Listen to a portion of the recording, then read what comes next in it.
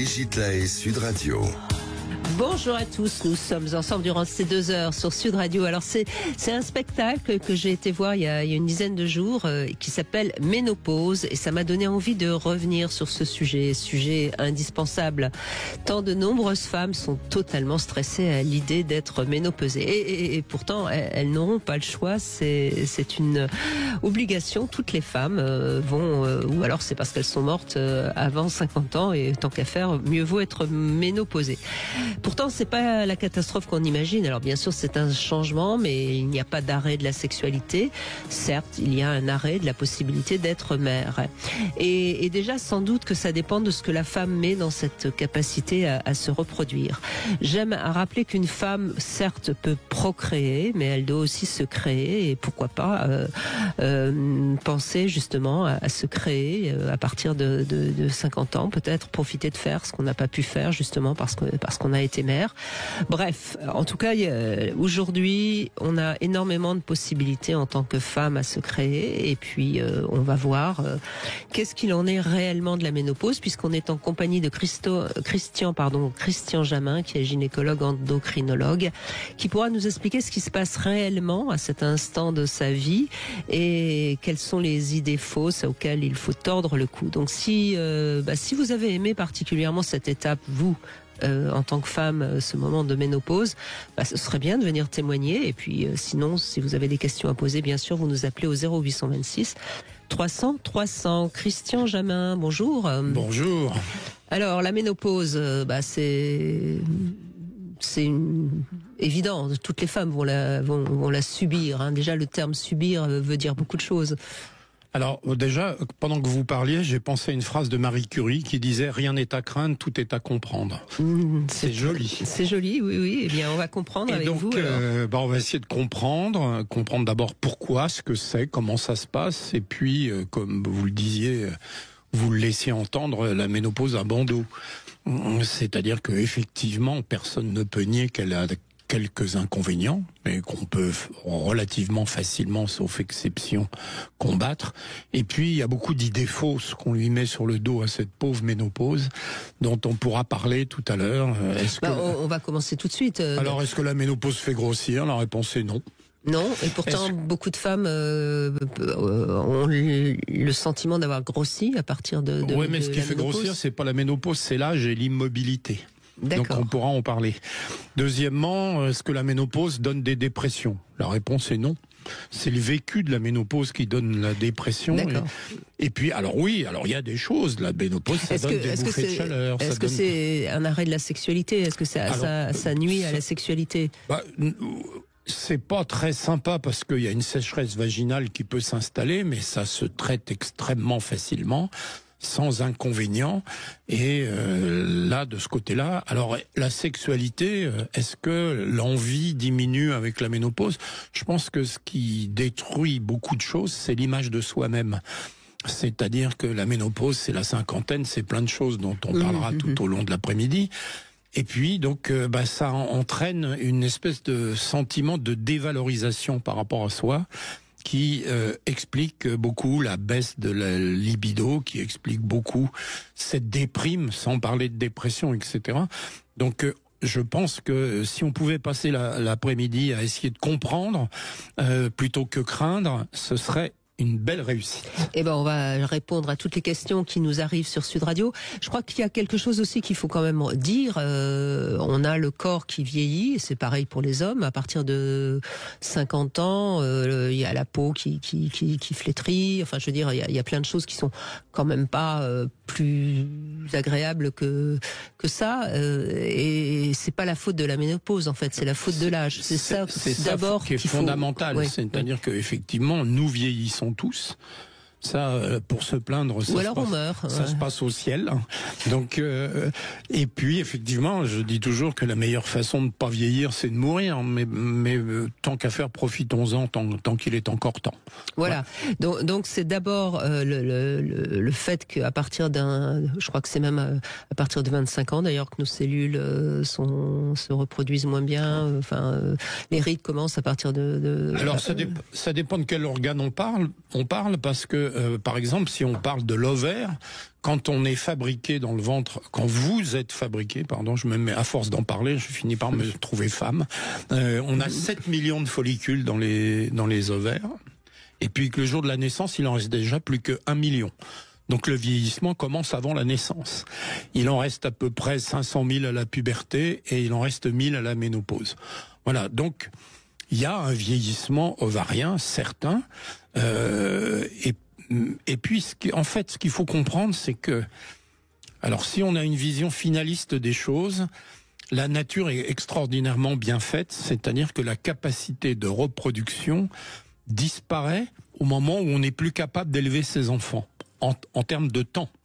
C'est-à-dire que si on considère qu'il faut 20 ans pour élever correctement ses enfants, eh bien la ménopause à 50 ans fait que on ne peut plus faire d'enfants parce qu'on ne pourra pas accompagner jusqu'à leurs 20 ans. C'est un petit peu finaliste, mais c'est un peu comme ça qu'il faut voir les choses. Et puis la ménopause, en fait, ce qui se passe avec la ménopause, ça n'est pas... c'est pas tellement, c'est l'arrêt des hormones qui entraîne un certain nombre de conséquences sur lesquelles on reviendra, mais la disparition de la fertilité, c'est plutôt 40 ans.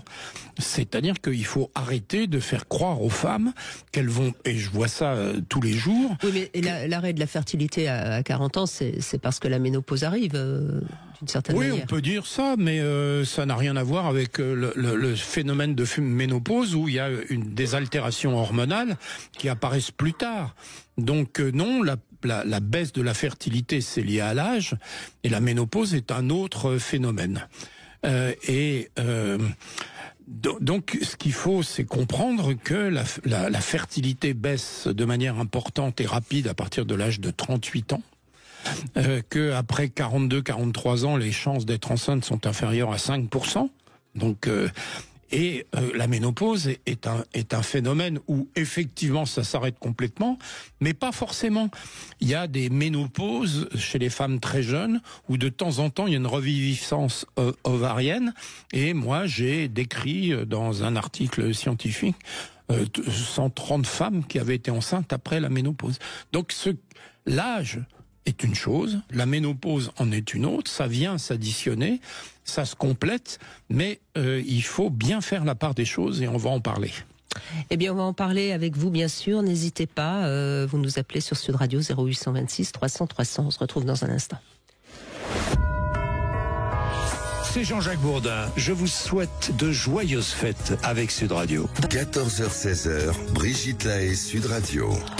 La ménopause, on en parle avec Christian Jamin qui est avec nous, gynécologue, endocrinologue. On fait un peu le point sur les idées fausses et puis la réalité, bien sûr. Aurore est avec nous. Bonjour, bonjour Aurore. Bonjour Brigitte, bonjour docteur. Bonjour. Vous coupez la radio, hein, Aurore, parce que sinon on va vous entendre en fond. Donc Aurore, vous êtes... Radio ? Oui. Pardon. Je vous en prie. Oui. Aurore, donc vous êtes ménopausée, hein, ça y est ? Oui, tout à fait, depuis 2 ans maintenant. Alors, j'ai eu mes règles très tôt. J'avais 9-10 ans quand je les ai eues. Donc, quand je suis devenue adulte, je me suis dit, chouette, j'aurai ma ménopause plus tôt, je serai tranquille plus tôt. Je voyais ça plutôt comme un avantage. Et voilà, j'étais contente. Puis en fait, la cinquantaine arrivant, je me suis pas sentie embêtée. J'ai eu un stérilet longtemps. Et puis, j'étais pas du tout embêtée. Les règles avaient quand même diminué. Donc, j'étais plus embêtée par ça. Et j'avais même pas envie du tout que la ménopause avec l'arrêt des règles arrive. C'est quand même un avantage. La ménopause, c'est l'arrêt des règles. Hein. Oui. Vous avez raison de le rappeler. Oui, je croyais. Puis finalement, non. Bon, après, au niveau de la cinquantaine. Et puis, quand même, c'est arrivé. Donc, vers 57 ans, donc j'ai eu une période très longue. Et j'avoue que par rapport à ce que j'entends de la part de certaines autres personnes, j'ai pas beaucoup d'inconvénients. Je ne sais pas ce que c'est que les bouffées de chaleur. J'ai aucun inconvénient, sauf, mais c'en est un quand même important, la sécheresse vaginale. Alors, j'ai un traitement local, des huiles et de la crème. Mais pour être tout à fait honnête, c'est ma gynécologue qui me les a prescrits depuis juin de cette année. Mais je trouve que ça n'a pas trop d'intérêt. Ça ne procure. Ça va pas améliorer les choses. Non, ça ne procure que des désagréments parce que je trouve que ça salit beaucoup le lit. Je suis désolée de le dire comme je le pense, mais il n'y a pas un grand intérêt. Je vois pas la différence entre avant et après. Voilà. Alors ça me gêne un peu. C'est le seul. Mais après voilà, pas que je me plaigne. Non, mais attendez, la sécheresse vaginale pour la sexualité, c'est un vrai problème. Donc c'est pas. Il n'y a pas à minimiser, non, c'est une vraie, et puis c'est une vraie question qui, me semble-t-il, intéresse à la fois les femmes et les hommes. Alors, deux petites choses. La première, c'est qu'il n'y a aucun rapport entre l'âge des premières règles et l'âge de la ménopause. C'est deux phénomènes totalement indépendants. Deuxième phénomène, deuxième remarque, on considère qu'il est normal d'être ménopausé entre 40 et 58 ans. Et l'âge moyen, c'est 50 ans et demi. Donc là, vous avez joué les prolongations dans les deux sens, si je puis dire. C'est comme dans les matchs de foot. Et alors, la sécheresse vaginale, ça, c'est un sujet... alors, je l'ai dit plusieurs fois ici à cette radio, c'est que en réalité... Le confort vaginal dépend de l'utilisation qu'on fait de son vagin, et c'est vrai que quand on est resté un moment sans rapport sexuel, eh bien, ça devient beaucoup plus compliqué, comme si le vagin rétrécissait, et la sécheresse est un phénomène indépendant. Alors pas complètement indépendant, parce que quand c'est sec, on a moins de rapports, mais si on est resté un moment sans avoir des rapports avant la ménopause, le fait d'humidifier ne change pas grand-chose. Donc effectivement, si on veut garder une sexualité épanouie le plus longtemps possible, eh bien il faut continuer à avoir des rapports, à pratiquer. Alors c'est évidemment pas toujours simple parce qu'il y a les histoires de la vie qui fait qu'il y a des moments où on est seul, mais comme on le dit souvent avec Brigitte, la masturbation, mais pas seulement la masturbation clitoridienne, la masturbation avec des jouets est tout à fait nécessaire pour garder une bonne trophicité du vagin. D'accord. Et ça permettra de réactiver la lubrification, donc si j'écoute bien vos conseils. Alors, il faudra quand même... Non, si, vous avez tout compris. C'est-à-dire que, bien évidemment, ça gardera la souplesse du vagin. Quant à la lubrification, c'est vrai qu'un ovule deux fois par semaine ou 3 fois par semaine, il pourvoit. Donc, mais le phénomène est mixte. C'est ça que j'ai voulu dire, c'est qu'il y a la lubrification d'un côté. Cette lubrification dépend de la qualité du rapport et des hormones, mais un vagin, ça rétrécit même quand on n'est pas ménopausé et qu'on n'a pas de rapport. Oui, donc il y a l'entretien, si je puis dire, de son vagin par des rapports sexuels ou de la masturbation. Mais la lubrification, quand même, quelque part, Christian Jamin, on entend toujours dire que c'est aussi parce qu'on est excité, etc., etc. Donc moi, je veux bien qu'avec un jouet, on se pénètre, mais on va peut-être pas être très excité par le jouet. Alors, il y a plusieurs... D'abord, il y a le côté mécanique, si je puis dire, avec la distension. Ça, on est d'accord. La lubrification vient de la distension. D'accord. Donc ça, c'est important. Et puis, ça vient aussi des hormones. Mais ce que j'ai voulu dire, c'est qu'on peut avoir un rétrécissement avec un défaut de lubrification, non pas parce qu'on n'a pas d'hormones, mais c'est parce que le vagin n'a pas assez ne sert pas mais assez. ça, on a bien compris. Les hormones, c'est quand même bon pour la lubrification. D'accord. Merci beaucoup pour toutes ces précisions. Il faut les deux. Oui. D'accord. J'avais pas vu ça sous cet angle-là. C'est vraiment un grand merci. Je vous en prie. Donc voilà. Donc les travaux pratiques. Mesdames, ne lâchez jamais l'affaire. D'accord. C'est un beau cadeau de Noël que je vais mettre. Oui, mais cela dit, moi j'ai envie de dire c'est la même chose pour les hommes. Les hommes qui n'ont plus du tout de rapport sexuel, qui ne se masturbent plus, le jour où ils rencontrent quelqu'un, en général, ils ont des difficultés à être en forme. Oui. C'est pareil. Enfin, l'érection, elle a besoin aussi d'être stimulée régulièrement. Oui. Bon, pour ça, il y a les images pour les hommes quand même. Oui. On n'a pas besoin des jouets. Enfin. Merci beaucoup à vous deux alors. Merci. Bonne fête de fin d'année. Au revoir.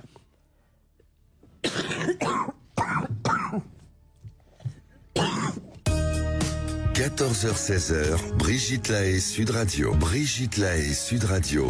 Le Love Conseil. Eh bien, Christian Jamin, nous allons revisiter les 7 péchés capitaux sous un angle positif. Parce que c'est vrai, on a tendance comme ça à les critiquer, ces 7 péchés. Et en fait, si on regarde bien, il y a aussi le côté positif. Par exemple, l'orgueil, c'est quand même avoir une bonne estime de soi, d'être un peu orgueilleux. C'est bien d'avoir un ego qui est fort et qui permet de réaliser des belles choses. On a dit qu'on parlait pas de politique. Je parlais pas de politique, je parlais de notre estime de soi. La luxure, c'est quand même de la sensualité, c'est d'accéder au plaisir sans honte ni culpabilité, vous êtes d'accord ? Complètement. Ensuite, la colère, c'est quand même une agressivité, c'est aussi une capacité à savoir dire non. Il faut de temps en temps se mettre en colère et ne pas se laisser marcher sur les pieds. Oui. L'envie, c'est désirer ressembler à nos héros. La gourmandise, c'est quand même jouir des plaisirs de la chair. C'est pas un défaut. La paresse, c'est quand même une capacité à lâcher prise. Sans excès. Non mais... Et l'avarice, c'est le renoncement à gagner toujours plus, et c'est peut-être pas mal. Il y a un côté positif, c'est sûr. Vous voyez ? Donc finalement, faut peut-être de temps en temps être un peu plus gentil avec soi-même. Oui, mais ce qui est dangereux, c'est l'excès dans tout ça. Bien sûr, bien sûr. Je ne sais pas quel serait votre péché le plus mignon, Christian ? La gourmandise, peut-être ? Oui. Avec mon baba au rhum du midi. Oui, vous avez été très raisonnable aujourd'hui. Agathe est avec nous. Bonjour Agathe.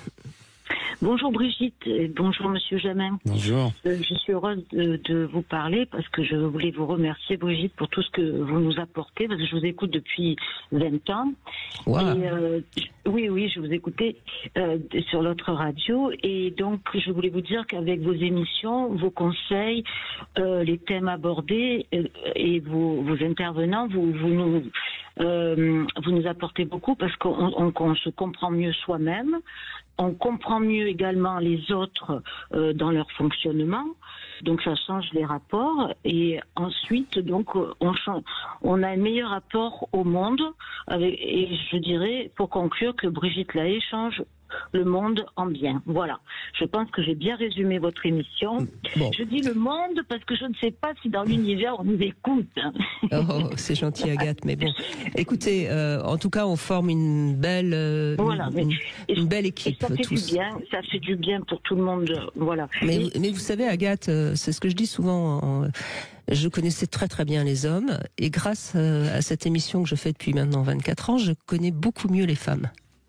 Ah, parce que je vous écoute aussi, vous les femmes, et vous n'êtes pas toujours avec les mêmes visions de votre féminin que moi, donc ça m'a permis de découvrir les femmes. Voilà. Ouais.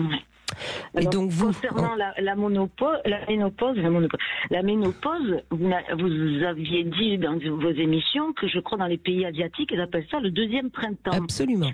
Oui. Donc c'est quelque chose de positif, voilà. Et évidemment, la première chose que j'ai vécue... Et d'ailleurs, excusez-moi, je vous coupe, mais Christian Jamin, on a l'impression, en effet, que dans les pays asiatiques, les femmes traversent assez bien la ménopause. Comment vous expliquez ça ?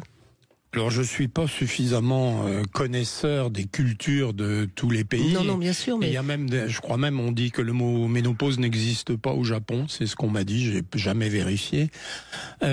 Oui, c'est vrai que, comme je l'ai dit en introduction, la ménopause, c'est beaucoup l'environnement aussi. C'est-à-dire qu'il y a dans tous les méfaits de la ménopause beaucoup de problèmes d'image. Et donc, si l'image est négative, eh bien, forcément, le vécu sera négatif.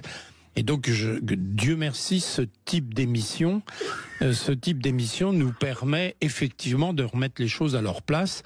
Et si, en sortant de cette demi-journée, on a une vision moins négative de la ménopause, je pense que beaucoup de femmes s'en tireront beaucoup mieux. Parce que la ménopause, ça a des inconvénients, et bien évidemment des inconvénients physiques, avec l'augmentation de l'ostéoporose, l'augmentation des maladies cardiovasculaires, l'augmentation du mal-être avec les bouffées de chaleur, avec la sécheresse vaginale. Bon, mais tout ça, on peut en venir à bout. Et par ailleurs, il y a aussi une image de dépréciation donc ça veut dire personnelle. que le psychisme a beaucoup d'importance sur le physique. C'est ce que je voulais dire. C'est ce que je voulais dire.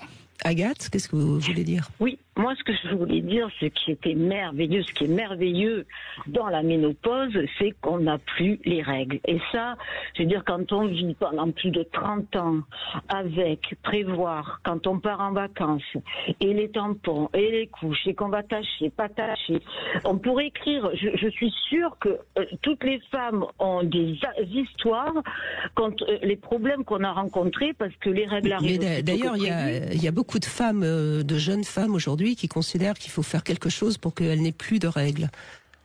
Alors, ça, je pense pas, parce que par expérience, je dirais que il vaut mieux, avoir les règles et que ça, et je vais parler crûment, parce que je pense qu'il faut que ça s'écoule. Non, mais de toute façon, ça fait partie de notre nature. Voilà, on peut parler, quoi. Non, mais bien sûr, mais c'est drôle parce que c'est vrai qu'aujourd'hui, on entend tout et n'importe quoi, et c'est vrai qu'il y a des femmes qui militent pour que les femmes n'aient plus de règles. Oui, mais là aussi, il faut. Allez, c'est pour l'émission prochaine, Brigitte. Les règles, ça sert à faire des enfants. C'est-à-dire c'est un mécanisme qui rentre dans la procréation, c'est-à-dire que tous les mois, les femmes ont ce qu'on appelle l'endomètre qui se développe pour accueillir un œuf fécondé. Et donc, quand il n'y a pas de grossesse, cette couche est éliminée et ça s'appelle les règles. Donc, s'il n'y a pas de règles, les règles, c'est pas indispensable. C'est pas comme vous l'avez laissé entendre pour laisser s'éliminer un certain nombre de choses. C'est un mécanisme qui est lié à la fertilité. Donc, comme on l'a dit tout à l'heure avec la ménopause, la fertilité disparaît, les règles disparaissent. Et c'est bien, mais ça n'empêche pas dans les. En tout cas, c'est un avantage. Aurore l'a dit, Agathe l'a dit. C'est un avantage de la ménopause au moins. Oui, c'est un avantage. C'est le plus grand des avantages pour nous, parce que, vous hommes, vous ne savez pas ce que c'est, donc de savoir, de toujours prévoir, de toujours savoir que ça va arriver, et donc voilà. Et ce que j'ai remarqué, je voudrais en témoigner, c'est que lorsque on met un tampon, eh bien, on évacue moins que lorsqu'on laisse s'évacuer le sang dans une couche. Et moi, je me suis demandé si l'endométriose ne viendrait pas de là, parce que je me demande où va ce sang qui ne sort pas naturellement quand il y a un tampon. Il pénètre le tampon, Agathe. Non, mais oui, mais quand on a un tampon, on perd moins. C'est ça que je veux dire.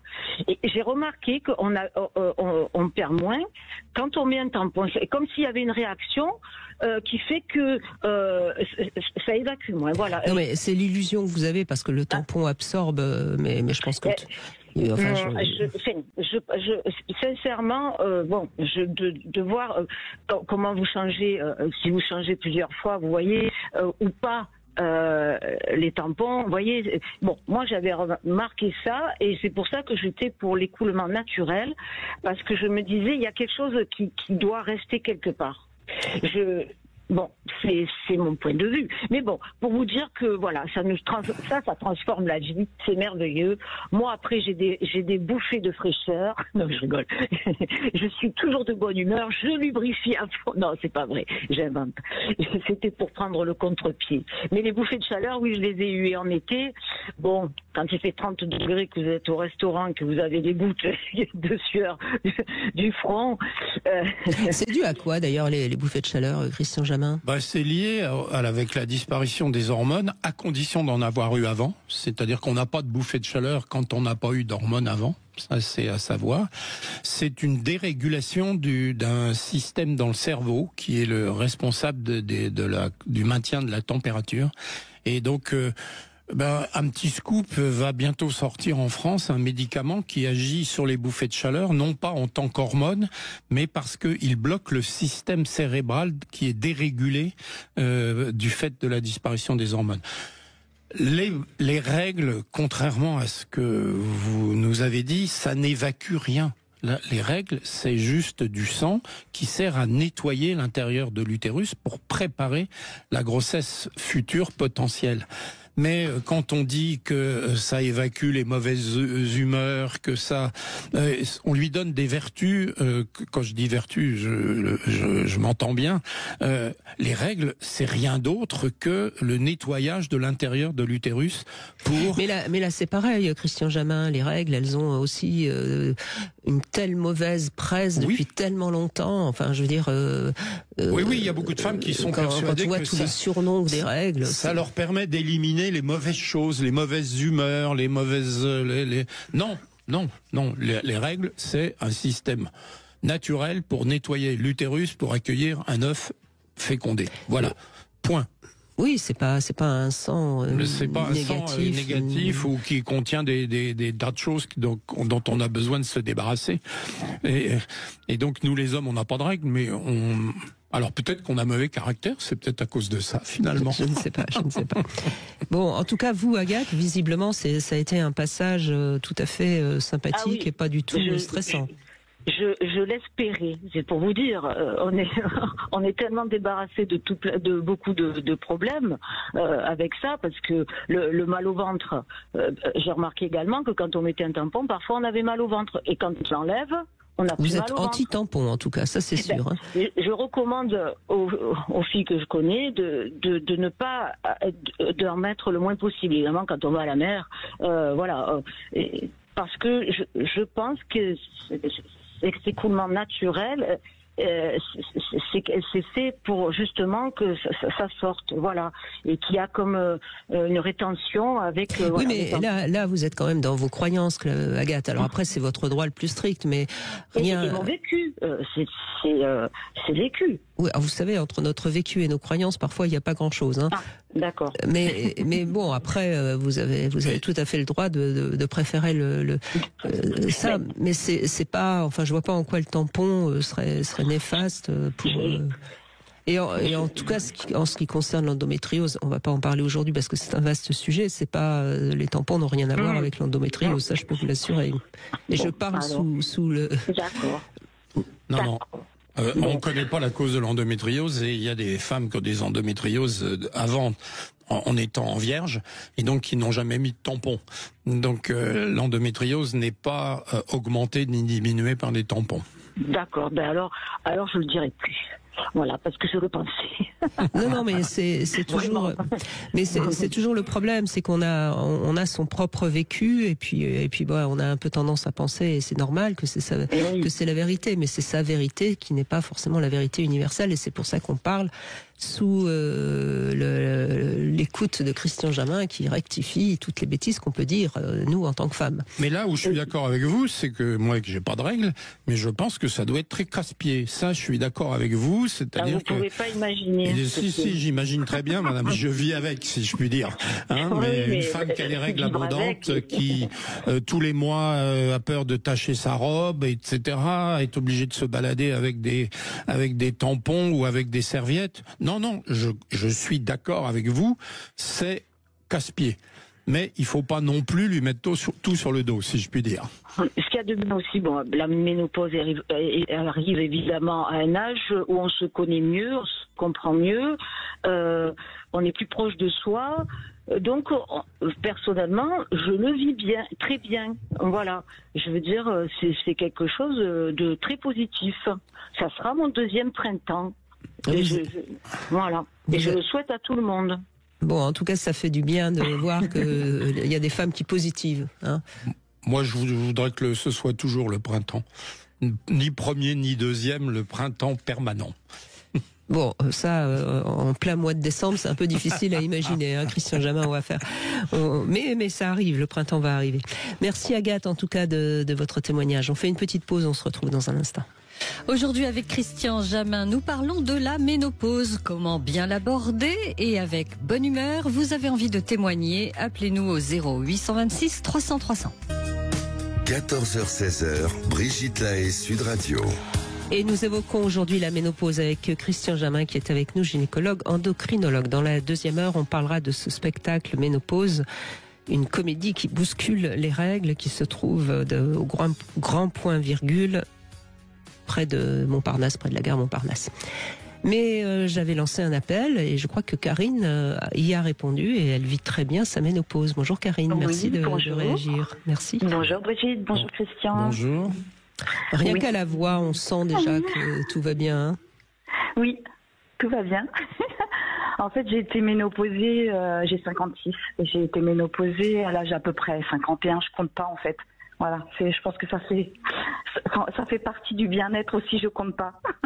Donc, alors j'ai eu des bouffées de chaleur en préménopause, beaucoup, en préménopause, et lors de ma ménopause, les premiers mois, j'ai eu des bouffées de chaleur. En fait, moi, je l'ai vécu, alors c'est très désagréable, bien sûr. Néanmoins, je l'ai vu comme une période de transition et comme s'il y avait un nouveau feu intérieur en moi. En fait, comme si je passais un cap, en fait. Je l'ai vécu comme ça, moi. Et pour moi, il est très important de se recentrer sur soi. Vous avez parlé de procréer, de créer, de se créer ensuite. Et pour moi, c'est clairement ça. C'est-à-dire d'être centré sur soi et de raviver son énergie vitale, sa pulsion, le plaisir, et de prendre en considération ses besoins.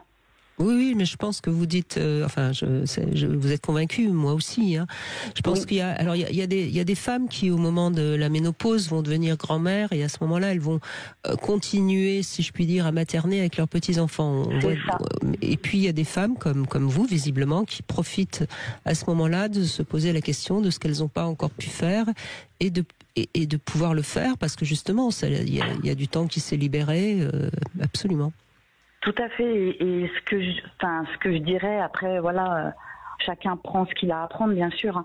Et ce que je dirais, c'est que parce que il y a une auditrice je crois que tout à l'heure qui parlait de prise de poids, ou vous, je sais plus, vous parliez de prise de poids. C'était oui, en introduction. Il y a beaucoup de femmes qui, en effet, vont grossir à ce moment-là. De sécheresse vaginale, mais je crois qu'il est important en termes de besoins et d'aller contacter justement, parce que pour moi, quand on prend du poids alors, évidemment, il y a les hormones, je mets pas ça de côté, loin de là. Mais néanmoins, si on va aller chercher pourquoi on mange différemment, pourquoi on va essayer de se nourrir, quel manque on comble. Et en fait, quand on a éduqué nos enfants, quand on a eu une vie de couple pendant très longtemps, en plus, il y a les injonctions, il y a tout ce qu'on nous a inculqué, sur le rôle de la femme, etc. Et du coup, tout ça, ça joue. Et le fait de revenir à ses besoins, c'est concrètement, qu'est-ce qui se passe en moi à ce moment-là ? Et ça participe, j'allais dire, à ce nouvel état en termes de ménopause. Écoutez, je vous embauche. Si vous voulez trouver du travail, vous venez me voir pour expliquer aux femmes tout ce que vous venez de dire, parce que c'est la vérité. La ménopause, c'est en moyenne à 50 ans, mais 50 ans, c'est pas que la ménopause. Exactement. C'est le départ des parents ou leur décès, ou leur maladie, c'est le départ des enfants, c'est la fin de certains projets, c'est-à-dire que les projets de grossesse, les projets de changement de logement et de professionnel. Donc la ménopause, c'est une période très compliquée pour les femmes, mais pas seulement parce que c'est la ménopause, ou très peu parce que c'est la ménopause. C'est une période difficile parce que c'est un âge difficile où il se passe beaucoup de choses, comme vous venez de le dire. Et donc, et Brigitte a parlé de l'arrivée des petits-enfants. Eh bien, souvent, on sent que les femmes rentrent, sont pas très bien au plan psychologique parce que les enfants sont partis, parce que les projets manquent. Je pense que le vrai drame de la ménopause, c'est la disparition des projets ou de certains projets. Exactement. Et ça, exactement. Peut-être qu'il y a aussi, même si ça bouge un peu quand même, mais il y a aussi chez les femmes cette sorte d'injonction de rester toujours belle, de toujours. On voit la chirurgie esthétique, on voit tous ces trucs-là. Et moi, je crois qu'il est quand même important de dire aux femmes que une femme de 50 ans, 60 ans, elle a encore beaucoup de charme aujourd'hui. Et il faut surtout pas se défigurer en se faisant tirer de tous les côtés pour sembler avoir l'air d'être jeune, parce que ça fait la farce à personne. Hein.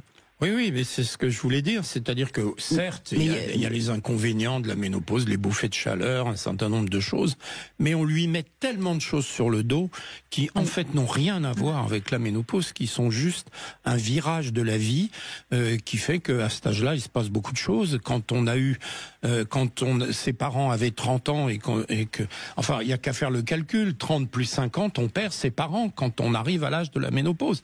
C'est triste, c'est comme ça. Et ça participe à la perte des projets, ça participe à la déprime de cette période. Ne mettons pas tout sur le dos de la ménopause. Après, j'accompagne aussi moi des femmes et des femmes en l'occurrence, parce que là on parle de femmes, et du coup, passer par renouer avec leur féminin sacré, en fait, c'est Oui. Et vous avez l'impression, comme le disait tout à l'heure Christian, qu'elles ont souvent tendance à déprimer? Alors, c'est pas forcément, on va pas parler directement de la ménopause, mais de cette, parce que c'est à peu près la tranche d'âge, et c'est cette tranche d'âge-là, hein, voilà. Et du coup, elles viennent en fait parce qu'il y a un mal-être, et que du coup, alors moi je passe beaucoup par le corps, et en fait, on se rend compte que quand je leur dis, mais quel rapport vous avez avec votre corps? Est-ce que vous vous choyez? Est-ce que vous passez de la crème sur votre corps? Est-ce que vous vous parlez le matin? Est-ce que et en termes aussi de sexualité, j'allais dire, c'est presque, est-ce qu'on fait l'amour avec soi-même? Et en fait, non. En fait, non. et voilà, et on se rend compte, mais c'est pas, personne n'est fautif, hein. C'est comme ça, et du coup, on se rend compte que par exemple, des femmes qui n'aiment pas du tout les massages, elles vont accepter, ah ouais, je pensais pas que ça faisait autant de bien. Ou alors de se toucher elle-même, mais ne serait-ce que se toucher la peau, quoi, hein, tout simplement, hein. Et puis il y a peut-être un autre phénomène aussi qui se produit à ces âges-là, c'est que le couple, en règle générale, ça fait déjà 20 ans, 30 ans, peut-être que l'homme est moins attentionné, et dit moins de compliments, et peut-être que la femme se sent aussi un peu délaissée, et ça ajoute, si je puis dire. Oui, alors pardon. Mais non, je voulais dire, ça peut aussi arriver beaucoup plus tôt. Certes, mais... Non, alors... pendant que je vous écoutais, c'est clair qu'il y a énormément de choses qu'on met sur le dos de la ménopause qui ne lui appartiennent pas. Mais il y a aussi des mal-être. Les bouffées de chaleur qui vous empêchent de dormir, ça c'est terrible. Mais ça se soigne très bien. La sécheresse vaginale qui vous empêche d'avoir un rapport agréable, ça se soigne très bien. Donc, la ménopause, il faut pas non plus essayer de la gommer. On peut très bien aider les femmes à cette période-là avec des traitements qui, contrairement à ce qui a été dit, quand ils sont bien choisis, ne présentent pas de risque. Et donc, mais vous avez raison, c'est-à-dire que c'est un accompagnement global de la femme. Complètement. Oui, tout à fait. Et alors, qu'est-ce que vous diriez, Karine? Elles arrivent à retrouver leur élan vital, leur joie de vivre, du sens à leur vie? Alors, il y a plein de cas différents. Néanmoins, souvent, par exemple, comme vous disiez, il y a des couples aussi sur le long terme ou pas, mais il y a des couples, par exemple, ça fait 30 ans ou 40 ans qui sont ensemble. Et faut pas se leurrer, le désir, parfois, il n'y est plus. Bien sûr. Oui. Et on reste, alors après on assume, il n'y a pas de souci, on reste avec la personne pour plein de raisons. Néanmoins, il est important de trouver d'autres intérêts, d'aller trouver quelque chose pour soi, des projets, quelque chose de l'ordre de la créativité qui va faire que les hommes, les femmes vont s'épanouir ailleurs et autrement. Et après, ça peut être, pourquoi pas, je sais pas, trouver un amant, ou j'en sais rien, je plaisante. Mais pourquoi pas, vous ne plaisantez pas. Non, mais pas totalement, oui, parce que je veux pas, je veux pas choquer. Mais néanmoins, on peut trouver du plaisir. Par ailleurs, de mettre vraiment de remettre cette énergie vitale en mouvement. Cela étant dit, Karine, certaines enquêtes qui ont été faites montrent bien que les femmes qui avaient une sexualité active, qui étaient bien dans leur peau, passent assez bien la ménopause, et que souvent ce sont les femmes qui déjà de toute façon avaient des douleurs lors des rapports ou n'avaient finalement consacré leur vie qu'à leurs enfants, qui elles passaient moins bien ce cap. Ah oui, tout à fait. Après, c'est sûr que parfois, on a, et heureusement d'ailleurs, on a du désir pour l'homme qu'on a rencontré, avec qui on a fait des enfants. Et 20 ans après, on n'a plus cette même fougue, et parfois on s'empêche de faire les choses. On s'empêche, donc on se dit, oh, mais c'est la vie. En fait, c'est bon, là, je vais devenir grand-mère. Bon, ça me passe au-dessus. Mais en fait, la femme, inconsciemment, elle a qu'une envie, c'est... cela dit, les hommes aussi sont souvent dans le renoncement. Et c'est vrai que vous avez, ce que vous dites est très juste, Karine. Dès qu'on commence à dire, oh, c'est plus de mon âge, oh, c'est plus pour moi. Exactement. C'est fini, on perd sa joie de vivre. Hein. Moi non, je continue, il n'y a pas de souci. Donc moi je me suis dit de tout. Donc voilà, mais après c'est chacun son temps, chacun son moment, et voilà. Mais c'est important d'avoir cet aspect aussi positif des choses, et comme vous dites si bien, c'est un ensemble de choses. C'est un ensemble. Oui, mais et tout est à prendre en considération. Donc là, on a dit beaucoup de choses, mais n'oublions pas qu'il y a aussi des difficultés physiques à la ménopause. Avec les femmes sont douloureuses, c'est-à-dire qu'elles ont souvent mal partout. Les femmes ont des bouffées de chaleur et souvent passent de mauvaises nuits. Les femmes ont de la sécheresse vaginale, donc ont des difficultés sexuelles. Tout ça, ça se traite. C'est-à-dire que c'est un mélange de la vie, du temps et de la médecine. Mais ces malaises, comme vous dites, Christian Jamin, durent juste le temps du passage. Non. Il y a le nombre de femmes qui ont encore des bouffées de chaleur à 75 ans, c'est énorme. C'est-à-dire qu'on en a souvent plus au moment de la ménopause, mais ça peut durer pendant 25 ans. Donc c'est indispensable de traiter. En effet, aujourd'hui, la médicalisation de la ménopause n'est pas un vain mot. C'est-à-dire qu'il y a des femmes qui vivent très mal cette période et ça peut durer longtemps. Et est-ce que le médecin traitant est à même de traiter tout ça, ou est-ce qu'il vaut mieux aller voir ça dépend à quel médecin traitant on a affaire. Il y a des médecins traitants qui se sont un petit peu spécialisés là-dedans et qui connaissent bien les hormones. Les hormones, bon, c'est un métier. Moi, j'ai passé ma vie à l'enseigner à mes collègues, mais on peut trouver des médecins traitants qui s'en occupent. Mais puis, il y a souvent des villes, s'il n'y a pas de médecin traitant dans la campagne. On sait pourquoi. Alors, visiblement, Karine, vous êtes un peu comme moi. C'est passé assez facilement, donc vous n'avez pas l'impression que c'est un drame absolu. Mais on sait pourquoi certaines femmes vont être plus sujettes à des bouffées de chaleur pendant des années, ou... Alors, il y a il y a eu beaucoup d'études là-dessus. Il y a les femmes des villes et les femmes des champs, si je puis dire. Les femmes des villes ont beaucoup plus de bouffées de chaleur. Les femmes stressées et les femmes pas stressées. Les femmes stressées ont beaucoup plus de bouffées de chaleur. Donc que les autres. On voit un effet psychologique quand même. Il y a des personnalités à traverser difficilement la ménopause, mais c'est pas une raison pour le mettre sur le dos de la femme en lui disant c'est votre faute. Non. Je dis pas ça, mais en effet, si on est sportif, si on se promène dans la nature, on a plus de chances que ça passe bien. Oui, comme tout. Oui, bien sûr. Non, mais c'est bien aussi de. Karine, vous êtes aussi une sportive, je suppose, un petit peu. Pas très sportive, non, mais j'aime la danse, mais j'aime bouger. Ah bah, la danse, c'est un sport, c'est même un sport formidable. Je vais en faire chez moi, quoi. Voilà, c'est même Lucie Vincent dit que c'est même le meilleur sport pour le cerveau. Ben voilà, donc mais c'est vrai que je vais le faire chez parce que je vais pas aller en salle, je vais pas puis on vous sent pas stressé, on vous sent plutôt optimiste, donc tout ça aide.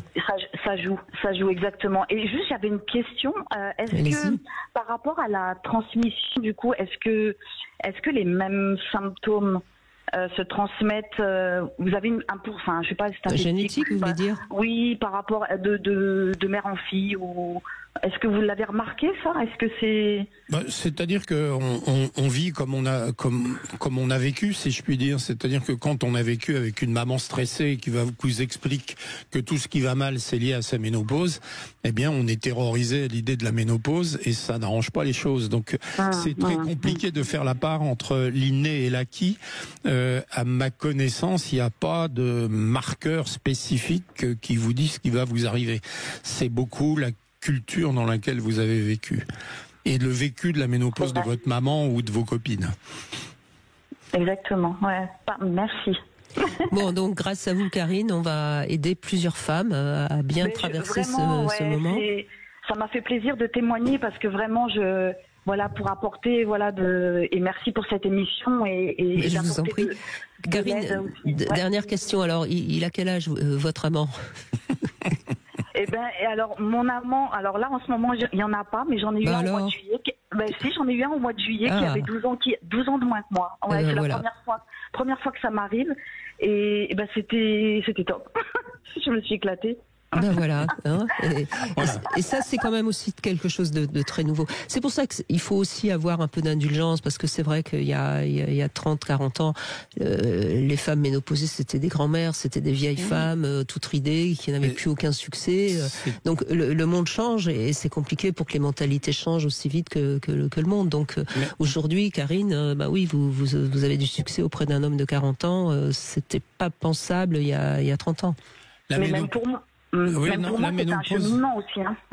La ménopause n'est pas un naufrage, comme dit, pour paraphraser De Gaulle.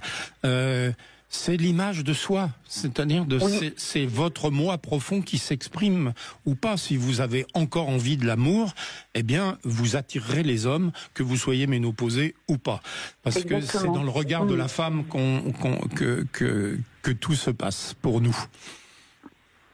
Alors moi en conclusion, je dirais manger de l'amour 3 fois par jour, mais de l'amour pour soi déjà.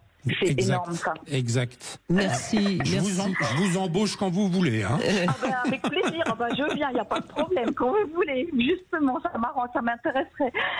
Merci beaucoup. Oui, mais vous allez avoir du boulot, hein, Karine. Vous n'allez pas chômer. Merci tout plein de votre témoignage. En tout cas, on se retrouve tout de suite après les infos. Christian Jamin est avec nous, gynécologue endocrinologue. On parle de la ménopause qui concerne évidemment toutes les femmes et qui concerne beaucoup de femmes en France, hein, puisque avec la population qui vieillit, il y a peut-être plus de femmes ménopausées que de femmes qui ne le sont pas d'ailleurs, presque. Peut-être pas encore, mais on y va. Alors merci à Karine en tout cas qui nous a donné une vision un peu plus positive de la ménopause, et on a Clara maintenant. Alors je ne sais pas ce qu'il en est pour vous, Clara. Bonjour. Oui, bonjour Brigitte, bonjour Christian. Bonjour Clara. Moi, en fait, alors ce que je pense, c'est parce que j'étais plus avec mon ex-mari, j'étais séparée. Et j'avais un nouveau compagnon depuis 2 ans et j'ai eu la préménopause et la ménopause, et en fait moi je n'ai rien à part les chaleurs. Alors ça oui, les bouffées de chaleur, j'en ai eu beaucoup, mais après au niveau sexualité, aucun problème, au contraire, je pense que je mets ça. Ah bah oui, mais c'est votre nouveau compagnon qui était là. On peut pas dire ici pour la ménopause changer de compagnon, ça serait pas raisonnable. Non, ça ne fait pas, non. Non, ne changez pas de compagnon, mais. Pourtant, ça a l'air de marcher, Clara. Excusez-moi. Mais... ça a bien marché, j'avoue, mais franchement, à part les bouffées de chaleur qui ont été très pénibles, ça oui, pendant des années. Mais après. Et vous n'avez pas vous n'avez pas pris de traitement? Alors j'ai fait 1 an de traitement, et après non, j'ai dit non, j'ai pas envie en fait. Alors voilà, ça c'est intéressant parce qu'on entend beaucoup, Christian Jamin. Pourquoi les femmes refusent un traitement qui a priori est au point aujourd'hui? Alors ça c'est un phénomène très compliqué. C'est parce que il y a depuis toujours on a cherché des liens entre les œstrogènes et le cancer du sein. Et en fait, il y a une grande étude qui a été faite il y a une bonne 20aine d'années, qui s'appelle l'étude WHI, qui a effectivement confirmé que ces traitements hormonaux-là augmentaient le risque de cancer du sein. Mais le grand étonnement, ça a été que c'était pas les œstrogènes, mais le progestatif qu'on donnait avec, pour protéger l'endomètre. Et donc, depuis, il y a énormément d'études faites avec des hormones naturelles, j'allais dire à la française, avec des œstrogènes qu'on fait passer par la peau pour éviter de perturber le foie, et avec de la progestérone naturelle et pas des progestatifs artificiels. Et là, pour l'instant, toutes les études vont dans le bon sens. On n'a pas vu d'augmentation des cancers du sein, et on n'a pas vu l'augmentation des pathologies cardiovasculaires comme on l'avait vu avec cette étude. Mais malheureusement, cette étude a été extraordinairement médiatisée. Oui, elle a été reprise par tous les magazines féminins. Et puis, c'est vrai que c'est un petit peu compliqué d'expliquer la différence entre les hormones, entre les voies d'administration, etc. Et que la mauvaise image persiste et il y a encore énormément de gens, y compris dans le corps médical, qui s'opposent à l'utilisation des hormones. Simplement, il y a hormones et hormones. Voilà. Oui, mais je pense que c'est ça moi qui m'a. Alors, le cancer du sein, mais les hormones, tout simplement. Je me suis dit non, il faut arrêter. Un an, ça suffit. Ça sert à... Enfin, j'ai pas trouvé trop d'amélioration non plus. C'est pour ça que j'ai un peu abandonné le projet. Mais non, après j'avais peur en fait de grossir surtout. Alors ça c'est encore une autre image. Oui, on grossit à 50 ans, ça c'est clair. On commence à grossir à 30 ans. Quand on regarde les courbes d'évolution. Et les hommes aussi grossissent de toute façon. Oui, les hommes aussi, mais les hommes, ils n'ont pas de ménopause, alors on ne met pas sur le dos de la ménopause. Et donc la prise de poids à partir de 30 ans est linéaire. C'est-à-dire, il n'y a pas de cassure au moment de la ménopause de cette courbe. Et la prise de poids moyenne d'une femme entre 30 et 65 ans est de 12 kilos. C'est la moyenne en France. Et ça n'est pas la ménopause, c'est le vieillissement musculaire qui fait grossir. Parce que toute l'énergie que vous mangez, c'est votre muscle qui le brûle. Donc, en vieillissant, les muscles diminuent de 40%. Et donc 40% de moins de dépenses caloriques. Donc si on mange la même chose, on grossit. Exactement. Donc il faut diminuer ses portions. Non, il faut augmenter ses muscles. Non mais je veux dire, il faut moins manger aussi. Oui, mais si vous faites une demi-heure de marche à pied rapide tous les jours, vous grossissez pas parce que vous maintenez vos muscles. On meurt de son vieillissement musculaire. Le vieillissement musculaire augmente les cancers. Le vieillissement musculaire augmente les maladies cardiovasculaires. Donc c'est pour ça que tous les gens raisonnables disent que le seul traitement contre le vieillissement, c'est l'exercice physique. Ouais. Ah oui, moi je suis convaincu, je marche tous les jours, mais moi j'ai des chiens, alors quand on n'a pas de chien, c'est plus compliqué. C'est encore plus mignon avec des chiens, si je puis dire. Non mais, ou alors il faut avoir un nouveau compagnon, hein, Clara, on fait du sport en chambre, ça marche bien aussi. Oui. J'avoue que je suis active qu'avant. Je fais plus de sport qu'avant et depuis 10 ans à peu près, je fais pas mal de sport. Alors c'est pas tous les jours. Hein. Bon, après j'ai l'avantage d'avoir un chien donc je marche aussi. Eh ben oui. Mais voilà, j'ai fait du badminton, je fais du vélo, je fais de la marche à pied. J'ai un métier physique donc je bouge beaucoup et je confirme pas la règle justement parce que je ne grossis pas. Voilà, merci. Je suis plus mince. Voilà. Mais oui, mais vous grossissez pas parce que vous dépensez plus de calories que Oui, mais le muscle empêche de grossir même quand on dort. Oui, bien sûr, le poids. Parce que le muscle, c'est ça, c'est la chaudière. Donc, plus on est musclé, plus la chaudière consomme. C'est tout bête. Donc, quand vous êtes musclé, vous maigrissez en dormant. Enfin, vous ne grossissez pas en dormant. Mais alors, c'est horrible ce que vous dites, Christian Jamin, parce que je vois très bien. Moi, ça va, j'ai gardé mon poids à peu près quand j'avais 30 ans, mais pour les femmes qui ont un peu grossi, alors comme elles ont grossi, elles se sentent moins bien, du coup, elles grignotent plus, et du coup, elles grossissent. Vous avez tout dit. C'est-à-dire que si on grossit, on s'aime pas. Si on s'aime pas, on bouge moins. Et si on bouge moins, on grossit. Voilà. Et on mange plus de chocolat. Et on mange plus de chocolat pour se consoler. Voilà. Ah oui, mais comme on s'aime moins, on est triste. Et quand on est triste, on mange encore plus de chocolat. Bon, moi j'ai la chance de aimer trop le chocolat. Voilà. Alors il y a des petites règles qui. Non mais vous avez votre amant. Excusez-moi, Clara, vous êtes favorisée. Vous l'avez plus. Oh, je n'ai plus d'amant du tout. Bon, il faut en retrouver un. Alors, il y a des règles à connaître. C'est-à-dire que si vous restez 3 jours sans faire d'exercice physique, vous perdez tout l'avantage que vous avez gagné 3 mois avant. Donc, ça veut dire que le sport du samedi après-midi, ça suffit pas. Donc, il faut faire du sport au moins tous les 2 jours, c'est ça? Ouais, si ce n'est essayer de le faire le plus régulièrement possible. La fabrique à fabriquer du muscle, ça se met en route après 20 minutes. Donc, c'est pour ça que il faut, quand on fait un effort, il faut que ça dépasse. C'est pour ça qu'une demi-heure par jour, 1 à 2 fois, c'est le bon timing. Donc, ce qu'on peut faire tous les jours, il n'y a qu'une chose, c'est la marche à pied. Et le sport en chambre, ça marche pas? Le sport en chambre, ça muscle le dos, mais pas forcément les cuisses, si je puis dire. Et 70% de vos masses musculaires, c'est vos fesses et vos cuisses. C'est-à-dire que les sports qui empêchent de grossir, c'est ceux qui font marcher les fesses et les cuisses, c'est-à-dire la marche ou le vélo. Et à la télévision, regardez, vous verrez jamais un marcheur gros, vous verrez jamais un cycliste gros, alors qu'il y a d'autres sportifs de très haut niveau qui sont plutôt baraqués, si je puis dire.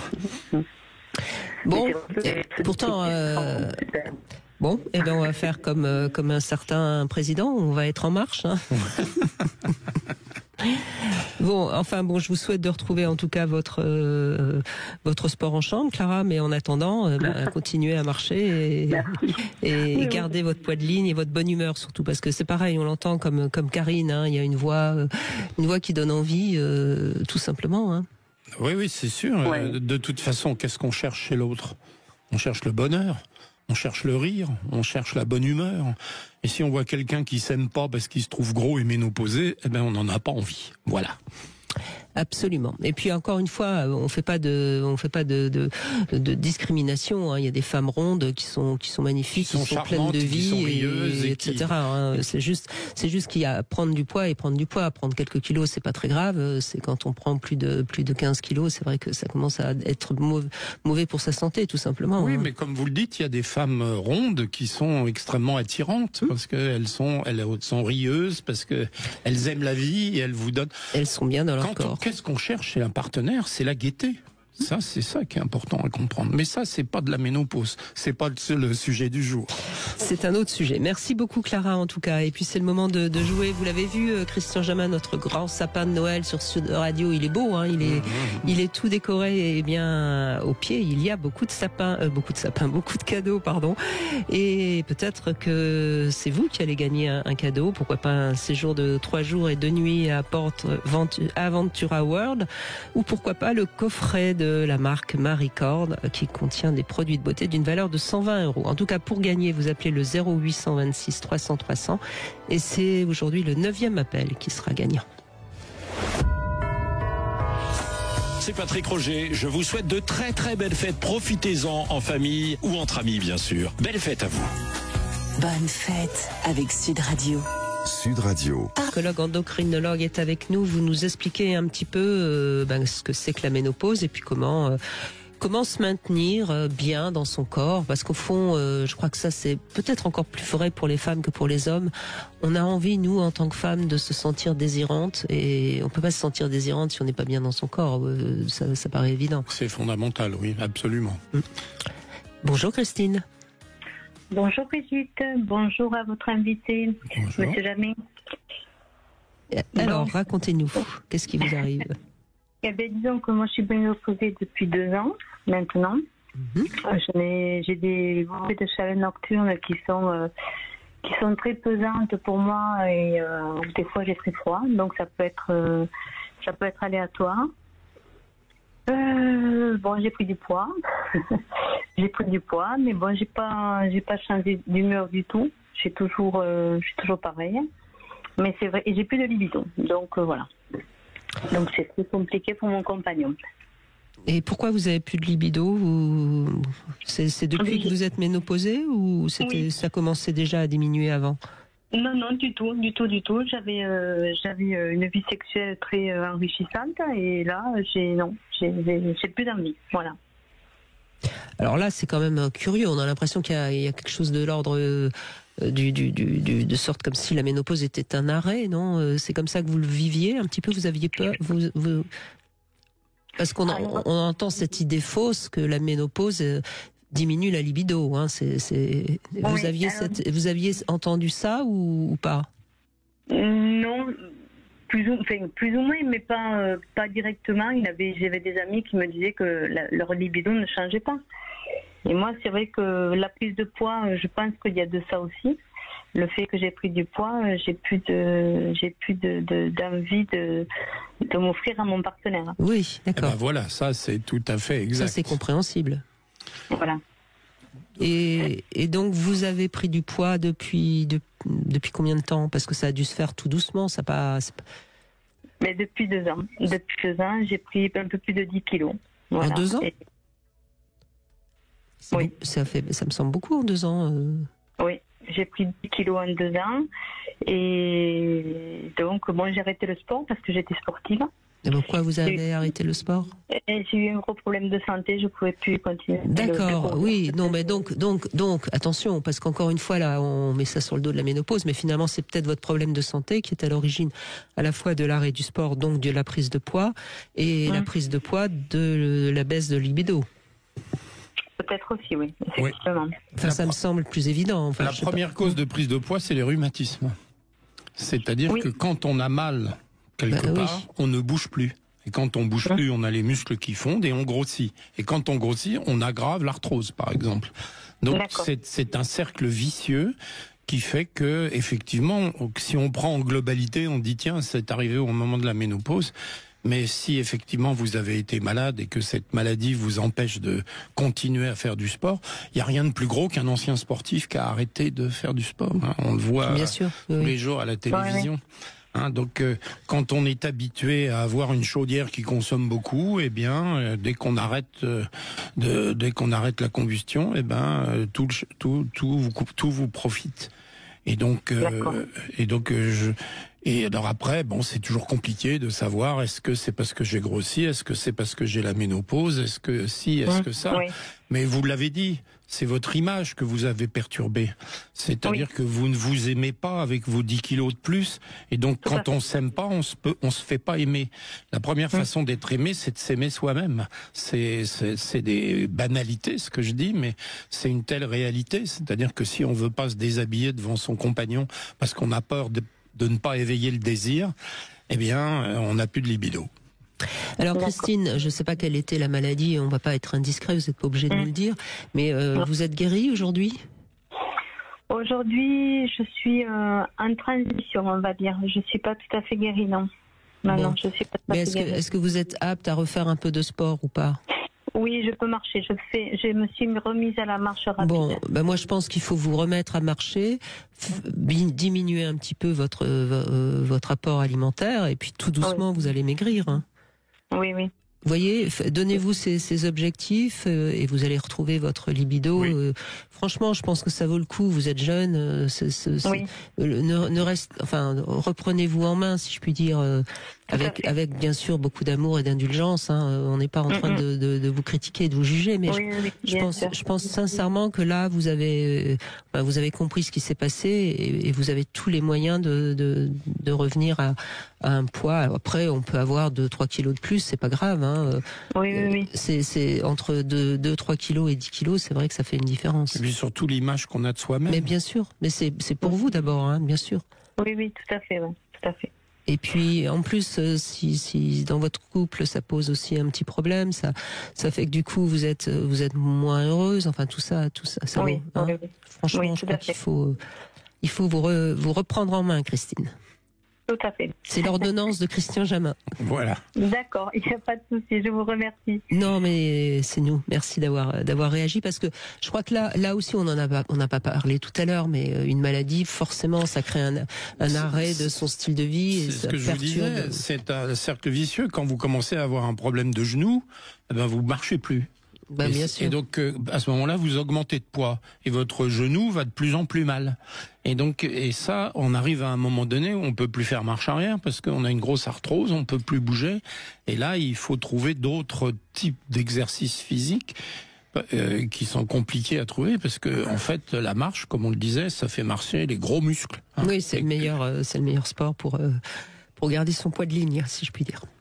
Bon, alors on fait une petite pause et puis on va revenir sur ce fameux spectacle dont je vous parle depuis tout à l'heure et on va en écouter un petit extrait. On va tester aussi un petit jouet et puis bien sûr vous aussi vous pouvez réagir au 0826 300 300. On se retrouve tout de suite. Demain, avec Philippe Breneau, sexologue et anthropologue, nous évoquerons l'idée de norme et l'idée de normalité. Quelle différence entre ces deux idées? Qu'est-ce que cela signifie dans une société? Venez en parler avec nous au 0826 300 300. 14h-16h, Brigitte Lahaie, Sud Radio. À tous ceux qui réalisent que Noël, c'est plus que dans quelques jours. À ceux qui sont...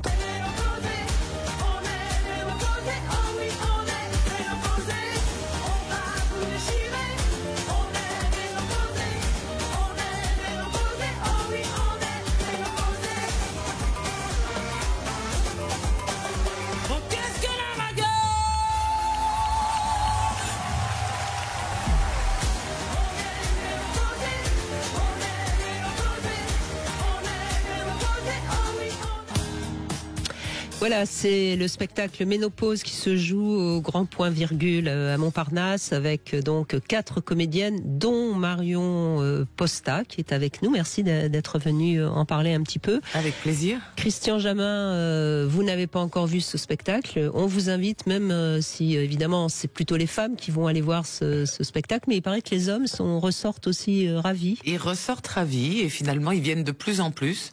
Évidemment, au départ, il y a beaucoup de femmes et je pense qu'ils viennent un peu contraints et forcés par leurs épouses, mais ils ressortent ravis. Ils sont vraiment très très très contents. Ils passent un très très bon moment et ils apprennent tout sur la ménopause ou presque. Peut-être que j'apprendrai encore des choses sur la ménopause. J'en suis sûr.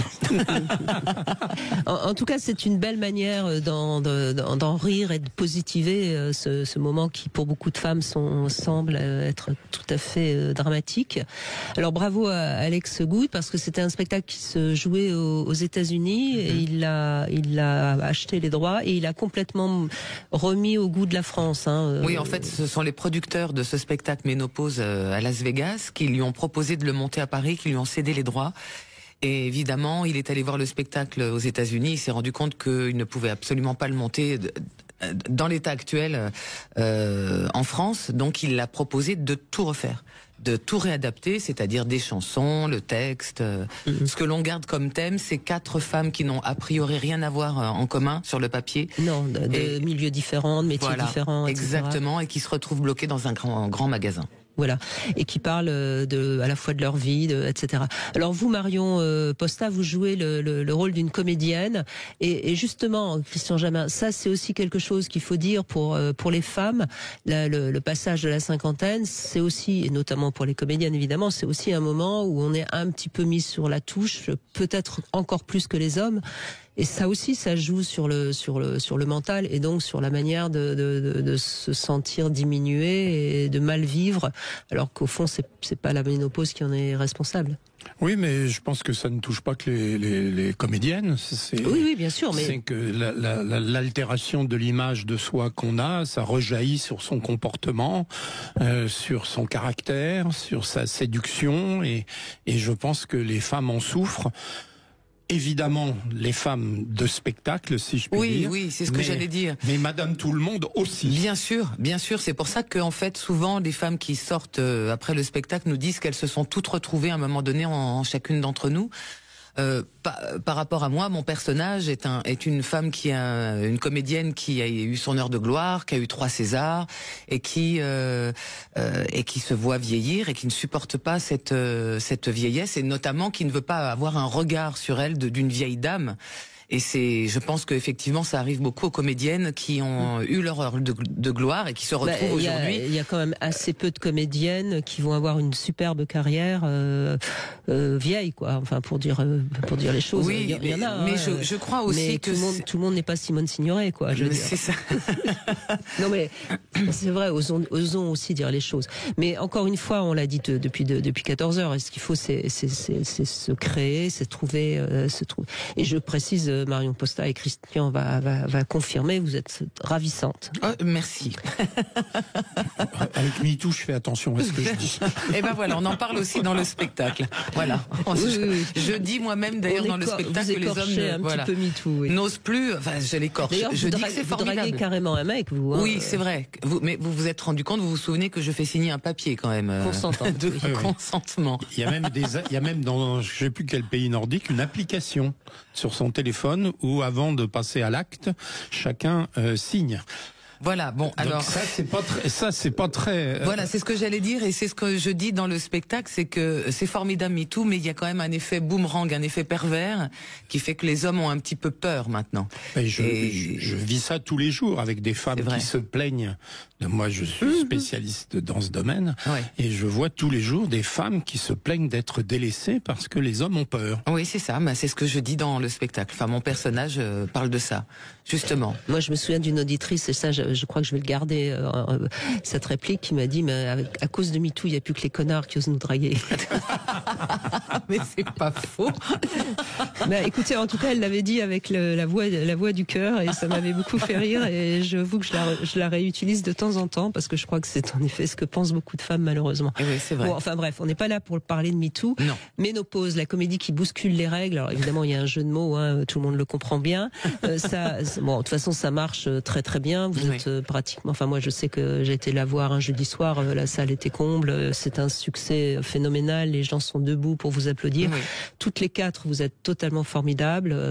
Bon, donc on n'a presque pas besoin d'en faire la promo, mais je trouve que c'est pour ça que j'ai eu envie d'en parler dans cette émission. Je trouve que c'est un spectacle pour les femmes qui ont peur d'être ménopausées ou qui traversent mal ce moment, qui va leur redonner un petit peu d'espoir. Oui, complètement, parce que c'est ça que je trouve formidable. On dédramatise le sujet, et souvent les femmes on les voit, hein, parce qu'on se retrouve à la fin et on voit passer toutes ces femmes qui nous disent, mais à chaque soir, merci de parler du sujet, je me sens moins seule, je trouve que finalement c'est moins pire, je vais vivre ma ménopause peut-être de façon un peu plus joyeuse, et ça c'est extraordinaire pour nous.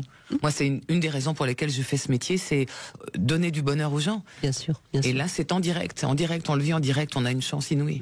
Il y a des jeunes, hein, d'ailleurs, il y a des jeunes femmes dans la salle. Oui, certaines même nous disent vivement la ménopause. Alors on leur dit, ne soyez pas si pressés non plus. Mais ça veut dire quand même que ce que l'on en voit, ce que le retour, c'est que c'est quelque chose qui n'est pas si catastrophique que ça, et on peut le vivre de façon différente et plus légère. Bien sûr. Bon, donc on aura fait le job, hein, Christian Jamin, pendant ces 2 heures. J'espère. Voilà. Après, il y a évidemment chaque femme va vivre sa ménopause d'une manière différente. Hein. C'est toujours la même chose. C'est qu'il y a les généralités, et puis après il y a le cas par cas. Hein. Oui, mais encore une fois, j'ai dit que la ménopause, c'est un mélange de société et de médecine. C'est-à-dire, la société a un rôle considérable dans l'image de la ménopause, donc qui rejaillit sur les femmes elles-mêmes. Bien sûr. Mais la ménopause aussi, c'est des désagréments, les bouffées de chaleur, les douleurs, etc. Et ça, il faut pas hésiter à faire appel à la médecine, qui aide aussi pour ça. C'est-à-dire que parfois, il suffit pas de bien passer psychologiquement sa ménopause pour pas avoir de bouffées de chaleur. Hein, donc, on peut en avoir même quand on n'est pas angoissé par la ménopause. Et ça se traite. Je me souviens d'une collègue à vous, Christian Jamin, qui s'appelait Suzanne Kepes, que vous avez peut-être connue, une formidable gynécologue. Tout à fait. Que j'ai eu la chance de rencontrer tout au début où je faisais de la radio, et qui me disait, mais ce qui va bouger dans les 20 années qui viennent, et elle avait raison, c'est que les femmes vont être de plus en plus bien, même plus vieilles, quoi. Parce que elle avait déjà, je crois, au moins 70 ans quand je l'ai rencontrée. Et c'est vrai que quand on regarde des photos de femmes de 50 ans dans les années 60, ça n'a rien à voir avec les femmes de 60 ans aujourd'hui, quoi. Comment vous expliquez ça, vous, en tant que médecin? C'est quoi? C'est une meilleure alimentation? Moi, je pense que une vie moins difficile? Je pense qu'ils s'y mettent à plusieurs pour agresser les femmes. C'est-à-dire? Il y a la médecine qui elle-même est devenue frileuse par rapport à ça, parce que l'enseignement dans ce domaine n'est pas... Non, mais je veux dire, les femmes vieillissent mieux, donc grâce à quoi? Oui, mais il y a aussi l'image. C'est l'image, oui. L'image progresse pas. Et puis aujourd'hui... Non, mais là, vous dites le contraire de ce que je dis, Christian. Je dis, qu'est-ce qui fait qu'aujourd'hui, les femmes de 60 ans sont, on va dire, baisables, hein, pour parler crûment, alors qu'il y a, dans les années 60, c'était pas possible. C'était des vieilles, c'était des grand-mères, c'était... Grâce à quoi? Est-ce que c'est l'hygiène de vie? Est-ce que c'est la médecine? Est-ce que c'est les travaux ménagers? Est-ce que les femmes travaillent moins d'enfants? Enfin, qu'est-ce qui fait que les femmes aujourd'hui sont sont baisables à 60 ans, et on en a entendu qui ont des amants oui, mais plus jeunes. Exactement. Peut-être qu'on donne pas la parole aux mêmes femmes, c'est-à-dire que avant les grand-mères, elles étaient à la maison, elles étaient là pour garder les enfants quand elles étaient là. Et donc aujourd'hui, Dieu merci, la femme a pris une grande autonomie, et donc grâce à ça, elle a pris en main aussi sa ménopause. Mais se dit, les hommes vieillissent mieux aussi, hein. C'est grâce à vous. Ça c'est gentil. Ça c'est gentil. On fait ce qu'on peut, mais on n'a qu'une nuit par jour. Hein. Bon, enfin bref, on en parlait tout à l'heure, il faut jamais lâcher l'affaire, et c'est Séverine qui est avec nous et qui donc a testé pour nous ce stimulateur Clitoris My Majesty de la marque Black Empire, que l'on trouve évidemment sur concordelove.fr. Bonjour Séverine. Bonjour Brigitte et bonjour à vos invités Christian et Marion. Bonjour.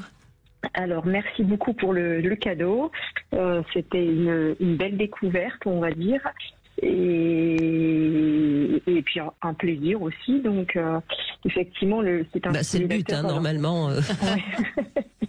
Donc effectivement, stimulateur clitoridien que j'ai trouvé très joli déjà, joli par la couleur, par son ergonomie. Écoutez, moi je trouve qu'on dirait presque une boule qu'on peut mettre sur le sapin. Pas faux. Il le faudrait rouge. Tout à fait, effectivement. Oui, effectivement. Mais voilà, je l'ai trouvé déjà beau, même dans la matière aussi en termes de toucher. Et puis après, sur la praticité, il est aussi, il vibre bien, les belles vibrations. Alors ce que j'ai pas trouvé par contre, c'est qu'il y a indiqué qu'il y a normalement 10 modes de vibration. Et je pense en avoir trouvé que la moitié. Continuez à chercher, Séverine. L'orgasme est venu avant? Non. Non, voilà. non plus, mais voilà. Donc j'ai pourtant testé plusieurs fois. Normalement, il faut appuyer et à chaque fois vous passez à une stimulation différente. Hein, et j'ai le sentiment que ou alors je sens pas la différence entre une et deux. Non, mais parce que, à mon avis, parce que là je suis en train de tester, en effet j'en suis à 7. Je crois que les 2-3 premières se ressemblent beaucoup. Oui, peut-être. Donc, c'est ce que j'ai pensé aussi. Parce que franchement, il y a ce qu'il faut. Hein. Non. Écoutez, on vous le laisse et puis vous allez continuer à tester tranquillement, sans le stress de passer à la radio. Et je suis sûre que vous allez les trouver toutes les 10. Il n'y a pas de souci. Certainement. Donc voilà, je vais continuer de jouer avec. En tout cas, c'est un jouet qui m'a bien plu. Donc, il est mignon. Voilà. Après, c'est uniquement pour le clitoris. Et Christian Jamin nous a dit qu'il fallait aussi utiliser un jouet dans le vagin. Hein. Donc, il faut la paire en fait. Il faut pas être. Oui, idéalement, voilà, c'est ce que j'allais dire. Genre, les deux auraient été, les deux en un, on va dire, auraient été bien. Mais bon, là, voilà, c'est le but du jouet, de ce jouet-là, en tout cas. Donc, voilà, mais bon, déjà, vous avez de quoi faire avec celui-là. Je vous assure qu'il y en a 10, hein, je viens de tester. Donc, c'est parce que vous étiez dans le feu de l'action, à mon avis, et moi, je suis tranquille, là, je le teste de manière très, très, très professionnelle, donc j'arrive à trouver les 10. Bon, en tout cas, il a une qualité, il est très joli. Je trouve que ça peut faire un très joli cadeau, par exemple, à quelqu'un qui n'a jamais eu de jouet, ça fait pas peur, hein. Oui, c'est vrai qu'il est joli. Mignon. Oui, c'est ça. Et il a un autre avantage, alors il est à 39,50 €, mais il sera à 30 € si vous appelez avec le code promo Sud Radio 15. Donc 30 €, franchement, on s'en laisserait pas. On est bien d'accord. On est bien d'accord. Quelle note vous lui donnez, Séverine? Je lui donne un 8, 8, alors 8, quasiment 9, parce que c'est surtout que j'avais pas trouvé les 10 vibrations, mais c'est probablement, comme tu dis, c'est votre droit. 8 sur 10, très bien. Merci beaucoup Séverine. Donc ce stimulateur Clitoris My Majesty Black Empire, vous le trouvez sur le site concordelove.fr, et si vous mettez le code promo Sud Radio 15, eh bien vous aurez la possibilité de l'avoir pour 30 €. Voilà.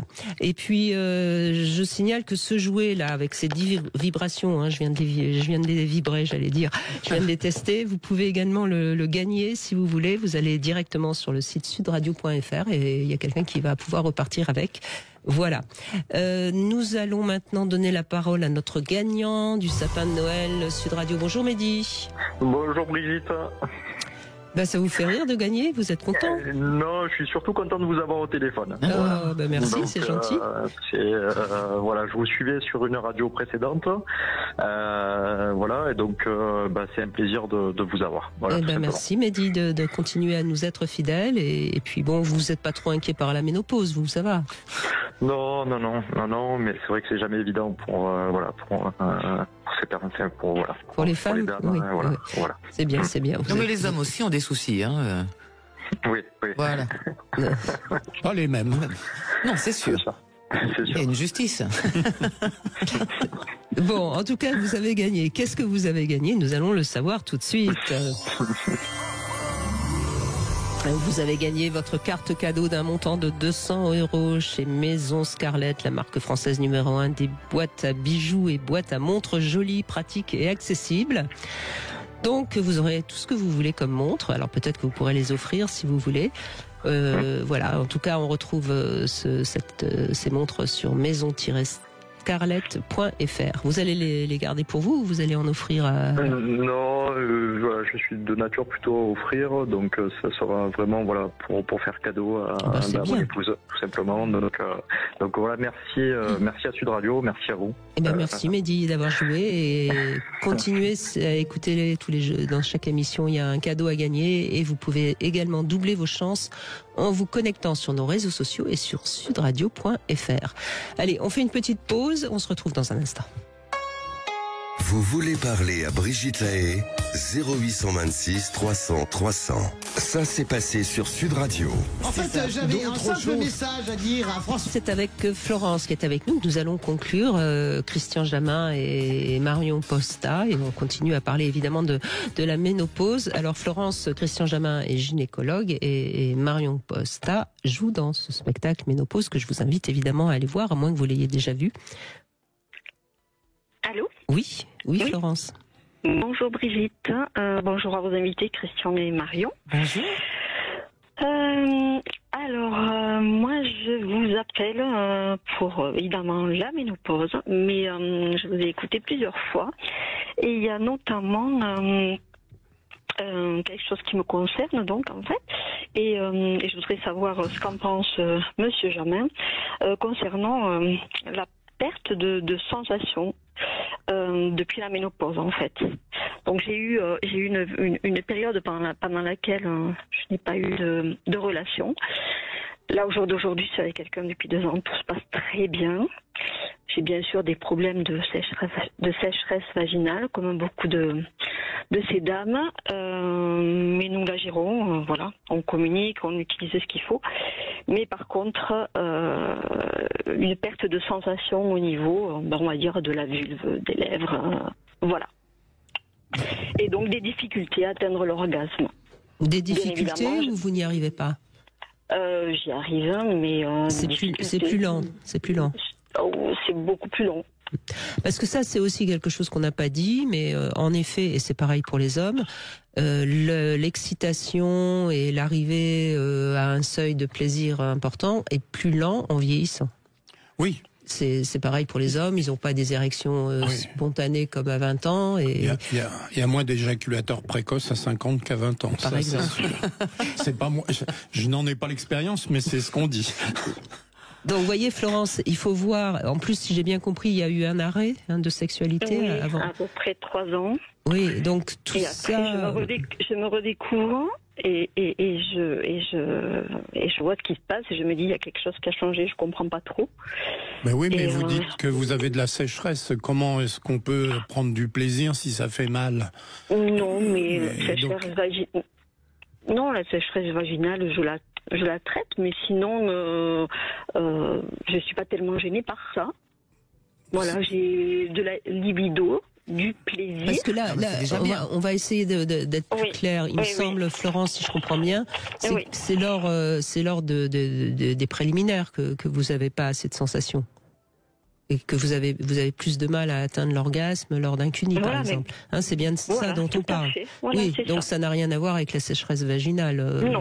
En l'occurrence. Non, je disais que j'en avais un peu. Oui, mais ça c'est après. On utilise des gels, il n'y a pas de souci, ça on le gère. Donc, vous utilisez des lubrifiants, c'est ça que vous voulez dire? On utilise des lubrifiants. Alors, les lubrifiants, ça facilite le glissement, mais ça n'améliore pas la bonne eutrophie, dit-on, c'est-à-dire la bonne qualité du tissu vaginal. C'est ça. Donc, oui, mais ça, il faut n'anesthésie pas un peu, d'ailleurs, ces produits-là? Non, mais ça traite le glissement. Ça traite le glissement. Ça traite pas le côté humide et doux du vagin. Hein, oui, mais là encore une fois, il faut mettre des oestrogènes. Florence, elle parle pas du vagin, elle parle bien de la vulve. Oui, des sensations du clitoris, des petites lèvres, des grandes lèvres. Voilà. Donc je crois qu'il y a deux choses qui sont, à mon avis, à essayer de comprendre. C'est d'abord, il y a eu un arrêt à un moment assez plus ou moins long, qui fait que forcément, si vous vous êtes pas trop masturbé, s'il n'y a pas eu trop de, ça s'est un petit peu endormi. Atrophié, la vulve, on va pas, peut-être pas. Mais et ensuite, vous avez repris une sexualité avec il faut plus de temps pour arriver jusqu'à l'orgasme. Et comme ça vous a un petit peu surprise, pour peu que avec votre nouveau partenaire, vous étiez un petit peu moins dans le lâcher prise, etc. Et puis maintenant, c'est devenu presque une obsession. Et on sait que quand on surveille un petit peu trop ce qui arrive, on n'est plus du tout dans le ressenti du corps. Et ça prend encore plus de temps. Donc je me demande s'il n'y a pas une sorte comme ça de cercle vicieux qui s'est mis en place. Vous voyez ce que je veux dire, Florence ? Oui, j'y ai pensé, mais j'ai réussi à prendre la distance, là maintenant, me semble-t-il. J'en avais parlé aussi à ma gynécologue, j'avais entendu parler des lasers. Mais elle n'a pas su me répondre. Écoutez, pour l'instant, rien n'a été prouvé que ça marche vraiment, les lasers. Je mène mon enquête depuis quelques années. Je sais qu'il y a des gynécos qui en font beaucoup, mais pour l'instant... Vous n'avez pas de brûlure vulvaire ? Pas du tout, pas du tout. Non, moi tout va bien, la libido va bien, la lubrification, une fois, ça ne me gêne pas. Mais effectivement, il y a moins de sensations. Il est peut-être moins doué que celui d'avant, Florence. Non, pas du tout. Non, la briseuse de couple. Non, je vois bien que ça vient de moi. Et même moi, toute seule, on va dire, beaucoup plus de difficultés. Voilà. Oui, mais... Et je trouve qu'on en parle rarement. On parle beaucoup plus des difficultés de ces messieurs à maintenir une érection avec l'âge. Et on parle très peu, on va dire, de la fonte musculaire, le manque de collagène, l'élasticité qui n'est plus la même. Et la sensibilité. Moi, je découvre ça, je savais même pas que ça pouvait exister. Voilà. Mais a priori, il n'y a pas de raison, si je comprends bien, physiologique, pour que vous ayez moins de sensibilité. Que la montée du plaisir soit plus lente, ça c'est malheureusement c'est pareil pour beaucoup d'organes, mais il n'y a pas de raison physiologique pour qu'il y ait moins de sensibilité, me semble-t-il. D'accord. Non, enfin, je parle sous Christian Jamin. C'est-à-dire que là, c'est compliqué de parler sans voir, parce qu'il y a aussi des atrophies vulvaires qui font que c'est moins sensible. Ça, donc, c'est autre chose. Il faut regarder ça avec un œil, j'allais dire, plus professionnel pour répondre à une telle question. Parce qu'il n'est pas connu du tout qu'il y a une diminution de la sensibilité. Il y a des tas de problèmes, et c'est pour ça qu'il faut éventuellement traiter, donner des œstrogènes. Le lubrifiant ne suffit pas, à mon avis.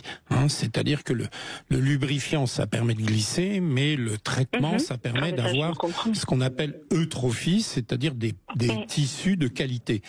Et par ailleurs, on sait, par exemple, que les femmes qui ont des grandes sécheresses vaginales, elles ont plus de problèmes urinaires, parce que le vagin et le méa urinaire, enfin pas le méa, le trigone urinaire, sont voisins et répondent aux mêmes hormones. Donc... j'allais dire, toute cette région-là a besoin d'être irriguée, si je puis dire. Bon, donc Florence, faites examiner par votre gynéco justement votre vulve pour vérifier qu'il y a rien qui justifierait ce manque de sensations. Et s'il y a rien, je pense que c'est peut-être un petit peu dans la tête, malheureusement, mais ça c'est pas malheureusement, parce qu'à la limite, ce qui est dans la tête, on peut arriver à le faire bouger. Je crois. Enfin, j'essaye de faire le. Oui, il faut un examen clinique. Il faut voir si le clitoris n'est pas ce qu'on appelle occupationné. Je ne sais plus, c'est pas le mot exact. Il y a un capuchon. Oui. Autour du clitoris, qui parfois vient recouvrir la pointe du clitoris et le rend insensible. Oui, si le capuchon si le clitoris reste toujours avec son capuchon, voilà, c'est un petit peu comme le prépuce, c'est la même chose. Donc, en gros, je ne peux pas répondre sans voir. Bon, mais très bien. Bon, en tout cas, vous avez eu raison de nous appeler, Florence, parce qu'au moins ça a permis d'expliquer aussi qu'il est... clarifier un petit peu. C'est pas évident. Non, mais attendez. C'est bien de le faire, en tout cas, c'est bien. Oui. C'est ce que je me dis. Oui. Merci à vous en tout cas. Mais c'est vrai qu'il faut aussi rappeler que la sexualité, avec le temps, la libido, normalement, diminue un petit peu. Et heureusement, parce que si, déjà qu'ils sont un peu envahissants les hommes, si en plus ils se gardaient la même libido à 60 qu'à 20 ans, ça serait compliqué. Plaignez-vous là, toutes les deux. Non, mais vous êtes d'accord, Marion Posta? Ah bah bien sûr. Les hommes aussi, ils baissent, ils ont leur libido qui baisse. J'espère bien. Oui, c'est vrai, je crois. Bien sûr qu'ils ont leur libido qui baisse, mais je pense qu'en même temps, c'est un petit peu normal et on s'adapte. Tout le monde s'adapte. Est-ce que votre amoureux il s'occupe bien de vous en fait? Oui, très très bien. Non, mais c'est une super relation. C'est pour ça en fait que je suis motivée pour appeler. Mais vous avez raison. Il ne manque que ça. C'est une belle relation, beaucoup de communication, très à l'aise. Voilà, c'est comment vous disiez dans l'émission, la ménopause au Japon. Deuxième printemps. Voilà, la deuxième adolescence. J'ai l'impression de vivre ça, mais il me manque que cette sensibilité qui n'est plus la même que jadis. Voilà, donc c'est quand même assez frustrant. Voilà. Je comprends bien. Ouais. Donc je sais pas si je voulais en parler parce que vous avez bien fait, Florence. Et petit conseil comme ça de dernière minute qui est important. Avant un rapport, préparez-vous au niveau sensuel, psychologique. Prenez du temps avant pour être encore plus comment dirais-je, libre et dans la détente pour être dans le bon moment du rapport. Ça peut peut-être vous aider aussi. Mais j'écoute tous vos conseils, ils sont précieux. Ils m'aident beaucoup. Merci, oui, Florence. mais je voudrais revenir sur le fait que toute cette zone, c'est ce qu'on appelle des tissus hormonodépendants, œstrogénodépendants. Et donc, ils ont besoin d'être nourris, si je puis dire.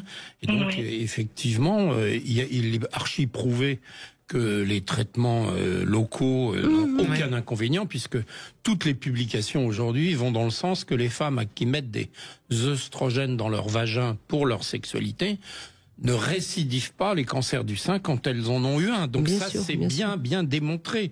Donc effectivement, c'est un tissu qui a soif, si je puis dire. Il faut hydrater. Il faut hydrater et il faut lui apporter cette élasticité, cette douceur que donne un traitement œstrogénique. D'où la nécessité de vivre d'amour et d'eau fraîche, puisqu'il faut hydrater. Joli. Merci Christian Jamin, en tout cas, merci beaucoup. Merci Marion Posta d'être venue jusque chez nous. Et puis n'hésitez pas à aller voir ce spectacle Ménopause au Grand Point Virgule à Montparnasse. Vous pouvez y aller en couple, les hommes s'amusent aussi beaucoup. Et puis il y a des chansons, c'est enlevé, on s'ennuie pas. J'ai vraiment adoré le spectacle. Tout de suite, vous retrouvez Alexandre Delevanne demain.